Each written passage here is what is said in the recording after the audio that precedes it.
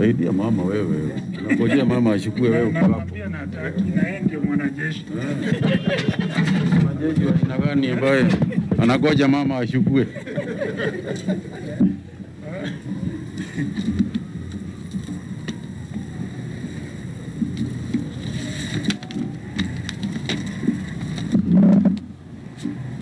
Good afternoon.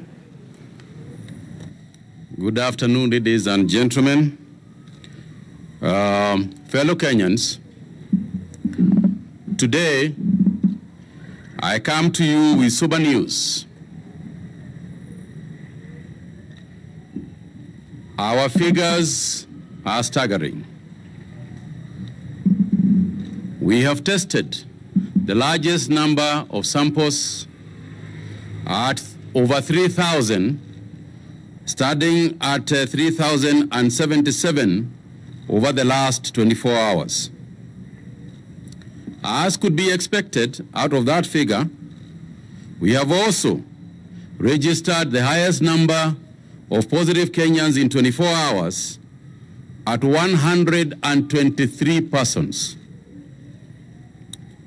For the first time, we have hit a triple-digit figure. And this is the largest figure since we started testing and since the first COVID case was reported on the 13th of March 2020. Nairobi is once again leading with a total infection of 85 people, followed by Mombasa with 24, while Kiambu has 4, followed by other various counties. In Nairobi, again for the first time, we have recorded a very high number of 33 people in Mathare. Kibera remains high as well at 14, Embakasi West at 12, Embakasi Central at 4, followed by others as you will see in the press release. The Mombasa cases again are highest in Mvita and Shangamwe. Mvita having 9 and Shangamwe having 4 of them. In Kiambu, where we have also noticed some growth, the growth now is 1 each in Kabete, Kikuyu, Ruiru, and Juja.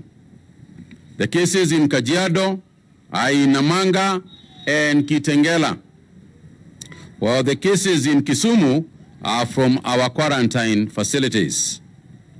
The 2 cases in Kisumu are imports from Nairobi of persons who traveled to Kisumu for a burial. Again, we have emphasized that the virus knows no age, and we have a 1-year-old who was tested positive, while 78 persons are male and 45 are female. In other words, today, in addition to registering the highest number of cases, can report that they are now spread in 35 various hospitals across the country. And out of these, within those 35, we have grown now into 7 in critical condition, 4 are on ventilatory support, while 3 are on supplemental oxygen. On another sad note, we have lost 3 more patients to the virus, bringing the total number of fatalities to 55. And I would like to take this opportunity to condole with the families of those who have succumbed to this deadly virus. But all of them, the 3 persons, all had comorbidities one had diabetes, the second one also had diabetes, while the third one had hypertension. And one with diabetes, second with diabetes, and the third one with cancer of the breast. The figures which we have shared illustrate the rapid rate of transmission in the informal settlements of Nairobi. This means that there is a ranging number of infections in these areas. We either live in those places, have a relative that resides there, or know someone else that does. So what does that mean? It means that this disease is now within the communities. Hii ugonjwa uko mtaani na hakuna mmoja wenu ambaye yuko salama. Hakuna mmoja wetu ambaye yuko salama. Awe ni yule anauza mboga pale sokoni, ama ni tajiri wa aina gani, hakuna mtu ambaye sasa anaweza kusema ati hii virusi iko mbali sana na yeye.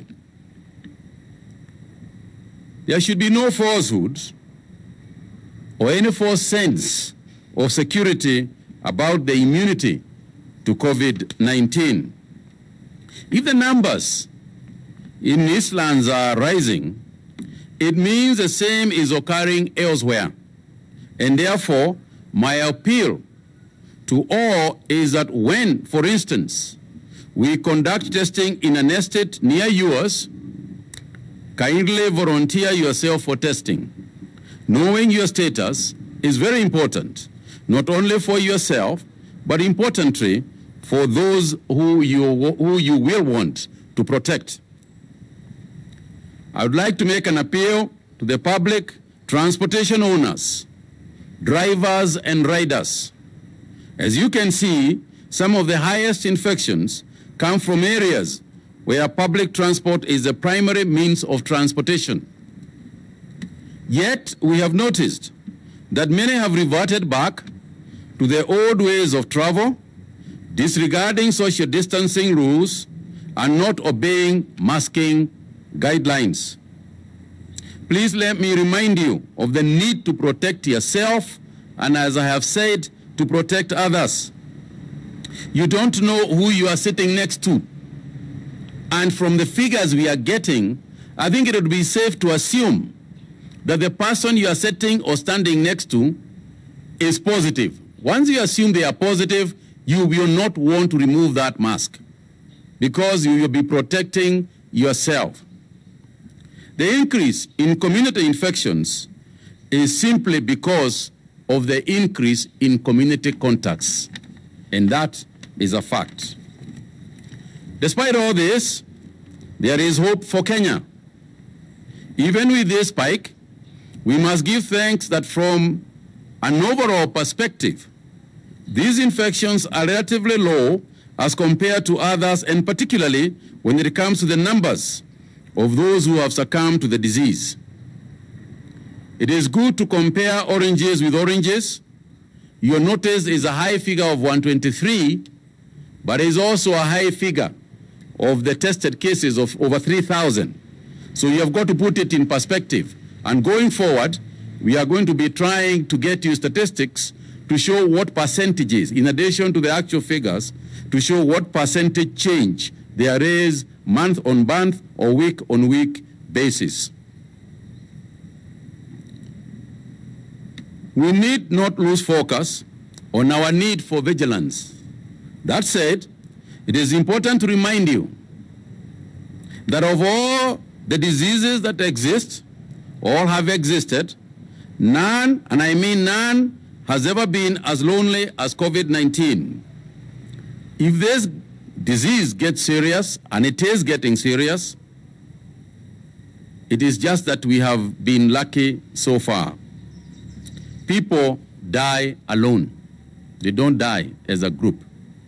So it is important for one to protect themselves. We will be visiting counties on continuous basis as a means of evaluating our national preparedness levels, because collectively, counties have a greater capacity to attend to the sick. Their preparedness is key, because we don't want to get to a point where we find ourselves unable to cope with an overwhelming number of critically ill patients.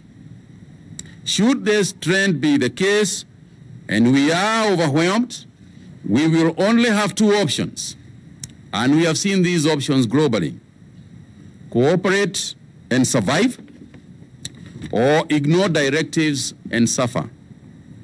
The choice must be made by each person individually and communities collectively.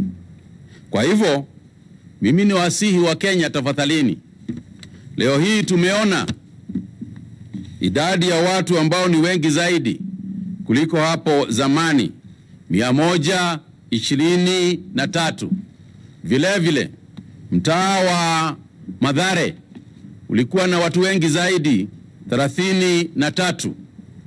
Na hii ni kusema ya kwamba virusi iko kila pahali.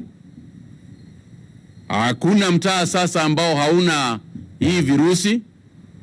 Ni kusema ya kwamba rafiki yako yule mnatembea naye, pengine huyu sasa ako na virusi. Ile bahati tuko nayo ni kwamba hata wale ambao wameshika hii virusi si wengi sana, wako hatarini. Tumetupoteza watu 3 leo hii.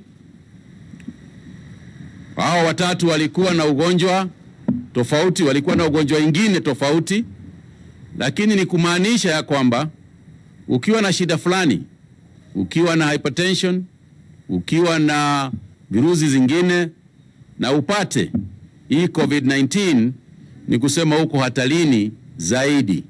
Kwa hivyo sisi kama Wizara ya Afya tutaendelea kusihi wananchi tufuate vile wadaktari wetu wanasema, tufuate yale masharti ambayo imewekwa na serikali, sana sana mambo ya kunawa mkono, mambo ya kuweka mask, mambo ya kukaa mbali kidogo na yule rafiki yako. Hata ukienda kutembelea mtu, si lazima mkae karibu sana, kaa mbali kidogo. Na pia saa hizo zote mnazungumza, wewe kuwa na mask na yeye awe na mask. Mheshimiwa Rais alisema juzi, akasema hatuwezi kuendelea na kufungia watu ndani. Na hiyo ni kusema ya kwamba tutategemea watu wenyewe binafsi. Tutategemea watu, hatuwezi kutegemea polisi kufuata watu ati wawe wamevaa mask. Hatuwezi kutegemea polisi kulinda wewe kutoka kwa mwenzio. Ni wewe ujilinde na mwenzio ajilinde. Serikali haiwezi kuwa na askari milioni 47 ati kila mtu mmoja ako na askari mmoja wa kumfuata. Hapana, sio hivyo jameni. Vile tunasema, Rais vile anasema ni kwamba tunataka kila mtu awe ni askari wa mwenyewe. Kila mtu. Ndio hii vita, kwa sababu ni vita na ni vita kali. Kila mtu awe ni askari katika hii vita ambayo tunayo. Hiyo sio vita, hii si vita ya serikali. Hii ni vita ya wananchi. Hii ni vita ya mwananchi binafsi. Na tutashinda kwa sababu kila mtu amechukua usukani wa kujilinda, kulinda familia na kulinda mwenzake. Kwa hivyo nimeshukuru sana na nimesema asanti. Questions now, please remember to mention your name and the media house that you represent and keep them short.